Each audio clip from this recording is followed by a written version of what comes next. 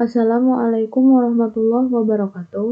Halo teman-teman, pada video kali ini saya akan menjelaskan mengenai pengelolaan hubungan sekolah dan masyarakat.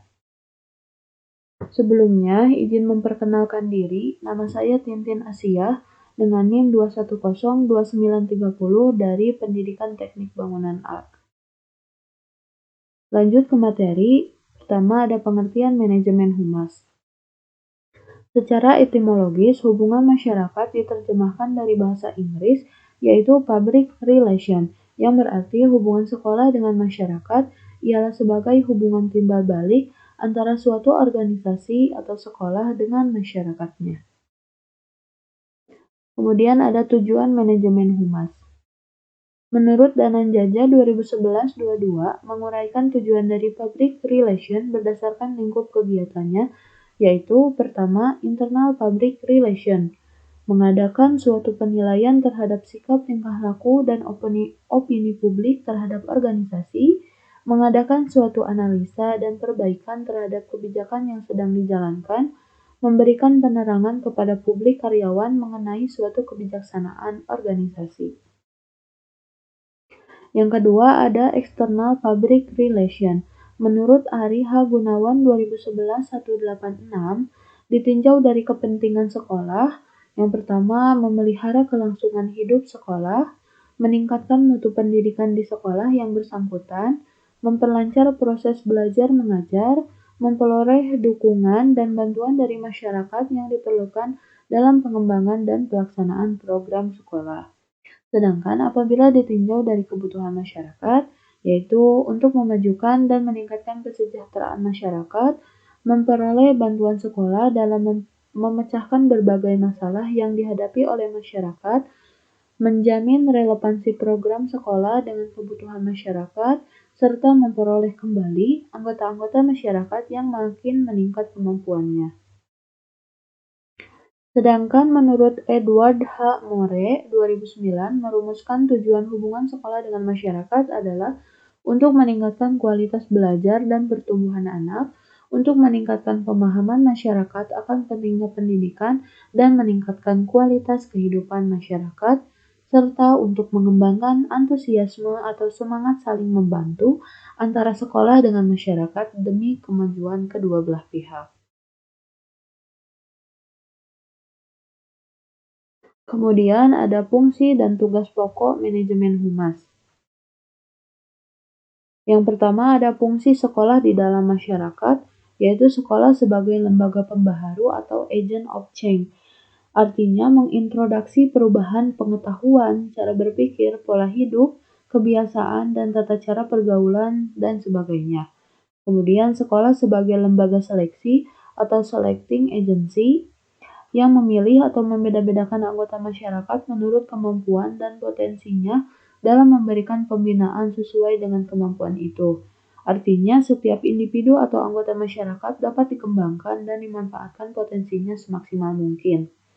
Kemudian, sekolah sebagai lembaga peningkat atau class leveling agency, artinya membantu meningkatkan taraf sosial warga negara dan dengan demikian mengurangi atau menghilangkan perbedaan kelas dalam masyarakat.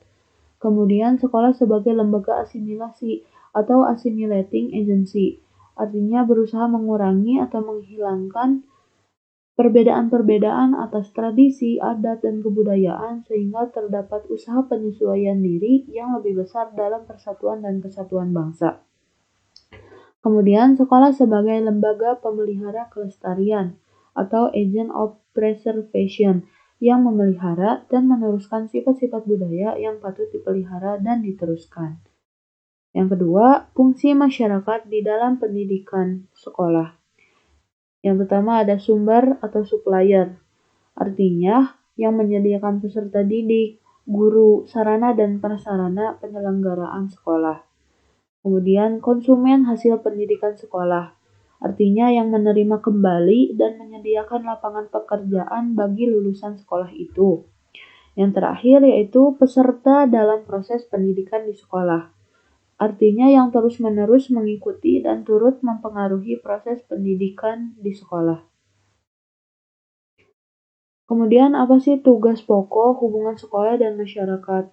yaitu memberikan informasi dan menyampaikan ide atau gagasan kepada masyarakat. Kemudian membantu pemimpin yang karena tugas-tugasnya tidak dapat langsung memberikan informasi kepada masyarakat. Kemudian membantu pemimpin mempersiapkan bahan-bahan tentang permasalahan dan informasi yang akan disampaikan atau yang menarik perhatian masyarakat pada saat tertentu. Kemudian membantu kepala sekolah bagaimana usaha untuk memperoleh bantuan dan kerjasama. Yang terakhir yaitu menyusun rencana bagaimana cara-cara memperoleh bantuan untuk kemajuan pelaksanaan pendidikan. Kemudian ada prinsip dalam membina humas. Yang pertama ada integrity. Prinsip ini mengandung makna bahwa semua kegiatan hubungan sekolah dengan masyarakat harus terpadu. Dalam arti apa yang dijelaskan, disampaikan, dan disuguhkan kepada masyarakat harus informasi yang terpadu antara informasi kegiatan akademik maupun informasi kegiatan yang bersifat non-akademik. Yang kedua ada continuity, yaitu prinsip ini berarti bahwa pelaksanaan hubungan sekolah dengan masyarakat harus dilakukan secara terus-menerus. Yang ketiga ada coverage, artinya kegiatan pemberian informasi hendaknya menyeluruh dan mencakup semua aspek, faktor, atau substansi yang perlu disampaikan dan diketahui oleh masyarakat. Misalnya, program ekstrakurikuler, kegiatan kurikuler, kegiatan remedial, dan lain-lain sebagainya. Yang keempat ada simplicity. Prinsip ini menghendaki agar dalam proses hubungan sekolah dengan masyarakat yang dilakukan baik komunikasi personal maupun komunikasi kelompok, pihak pemberi informasi yaitu sekolah dapat menyederhanakan berbagai informasi yang disajikan kepada masyarakat. Yang kelima ada konstruktivitas, yaitu program hubungan sekolah dengan masyarakat hendaknya konstruktif, dalam arti sekolah memberi informasi yang konstruktif kepada masyarakat. Dengan demikian, masyarakat akan memberikan respon hal-hal positif kepada sekolah, serta mengerti dan memahami secara detail berbagai masalah yang dihadapi sekolah. Yang keenam yaitu penyesuaian atau adaptability. Program hubungan sekolah dengan masyarakat hendaknya disesuaikan dengan keadaan di lingkungan masyarakat tersebut. Kemudian ada proses manajemen humas. Ada fact-finding, adalah mencari dan mengumpulkan fakta atau data sebelum melakukan tindakan. Kegiatan ini dimaksudkan untuk menyelidiki pendapat, sikap, dan reaksi masyarakat terhadap tindakan dan kebijakan organisasi. Misalnya, apa masalah bagi organisasi? Penemuan fakta bisa dilakukan dari menganalisis surat, menganalisis catatan-catatan, menganalisis pembicaraan berbagai pendapat, serta menganalisis hasil survei atau melalui kontak personal. Setelah menemukan fakta-fakta, kita lanjut ke planning.